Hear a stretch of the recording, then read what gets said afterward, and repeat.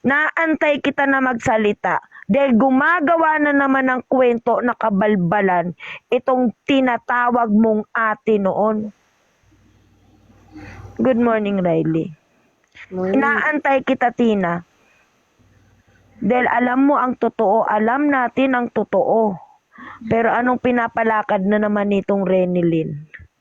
Ginagawa na naman tayo dalawang issue. Hindi niya matanggap na ikaw, Renilyn, ang sinuka namin sa GC. Ha! Nakakaya ka. Huwag mo nang isyuhan si Tina. Huwag mo nang isyuhan si Gerald. Dahil hindi sila kagaya mo, Rosebud. Kaya nga, yaman ng iba, hindi naman sa kanya.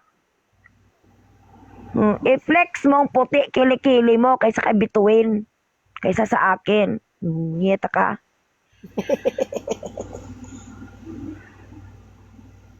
Kaloka ka, Renilyn.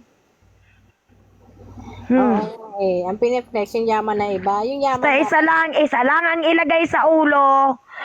Ikaw, Charbin, sabihin man nilang ano yung negosyo mo, walang DTI, walang mo FDA, hindi mo pinakain ang anak mo nang galing sa pambubudol, period. Correct. Hindi ako nanloko ng kapwa, hindi ako nanlamang. Hindi ako Diba? Dahil hindi ka manufacturer, reseller ka lang. At option yon ng kung may nakabili man na binudol mo sila dahil hindi ka FDA approved, di ba? Option nilang magkaso, period. Oo. Kaso wala naman eh. Ikwento mo nga, Renilyn, ang scam mo noon. Meron pa nga to yung Divisoria Online. Nagtitinda siya, di ba, gumagamit ng ibang picture na booking. Sabihin na naman niya, ilabas mo. Diyos ko, Renilyn, namahiya ka. Paano pag ilabas ko talaga? Iya. Guys, babala po ako. Tanga, ikaw ang... Ito talaga yun. May blatter nga. Bakit kung sabihin niyang joke lang yung nag-blatter, ba't di niya hinabol? Oo. Bata pa yung inaano niya doon. Estudyante yun, estudyante, mahiya ka, Rosebud.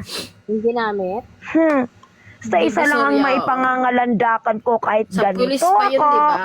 Kung ano-ano na yung pandadaot niyo sa akin, hindi ko napakain ang anak ko nang galing sa pang-i-scam. Period. Yes, troll account. Nung mukha nung estudyante, nagreklamo yung estudyante. Tapos sasabihin niya, asan ang kaso?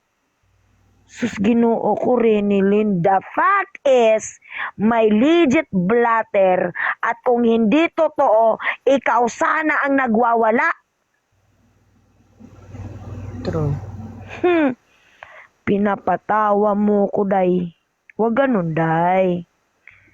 Kakaawa ka, day.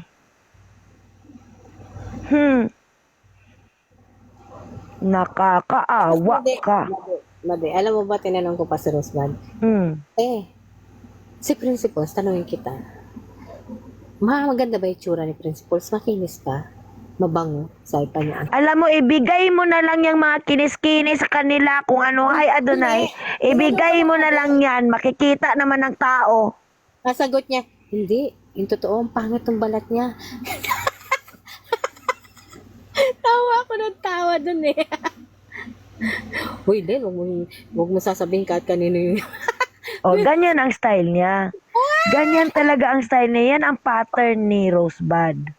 So, anong sabi niya sa'yo? Pag nagkaso ka kay Tim, magtitistigo siya? Titistigo daw siya. Di ba? Tapos pag makakuha na naman yan siya ng isang pagkakataon, ikaw na naman ang dadautin yan kay Tim. Tim, magtitistigo ako kay Sherbinil. May screenshot ako. And that's Rosebud. Alam mo, Madi, hindi ko naman talaga totoo din kikitain yan. Wala akong planong kikitain yan. Hi, Miss Sophie. Good morning. Yung planong kitain yan kasi nga yung mga ginawa na nga lang sa iyo. Ngayon, nasaan si Charm? Ba't hindi siya kumakate? Kasi napahiya. And you people, and you juries, di ba? Kinalong mo ang scammer mambubudol sa kubol nyo. Pagmamalaki nyo na you are for the truth. Pang-utot nyo yan, huy. Nakakahiya kayo. Magkaso ka sa akin. Charm, nandito kaming dalawa. Hindi nagsisinungaling ang screenshot. Hindi nagsisinungaling ang petsa. Paano ka?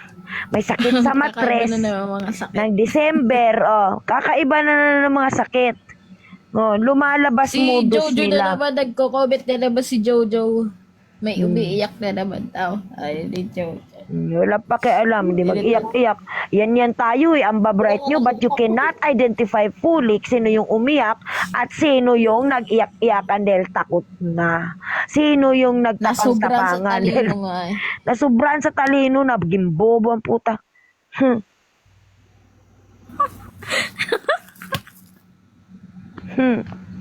Nasubran sa talino nga. Nakakaawa. Naging muna. You are for transparency. Alam mo, tigilan nyo na yung paglini-leni nyo. Nakakahiya kayo kay Madam Lenny. na. Si Billy. Yes. Sko. Tigilan nyo nga ng gamit-gamit kay Lenny. Huy. Mas maigi pa nga. Wag na lang kayo magsuporta. Nakakahiya na lang kayo.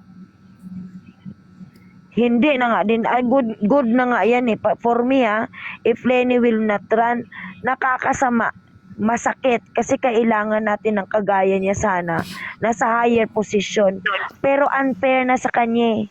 Unfair na sa kanya because these people like you, Jores, that according to you, you are for transparency, you are for the truth, and you are for the best advocacy to support women, to advance women's right, but you yourself, ang walang kwentang tao, naglumalapastangan ng pagkababae namin, the frailness of all sa amin.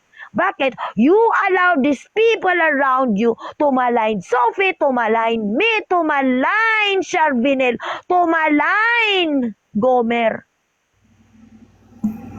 Ito pa ang malinaw na sinabi sa akin. Kakahiya ka. Madi.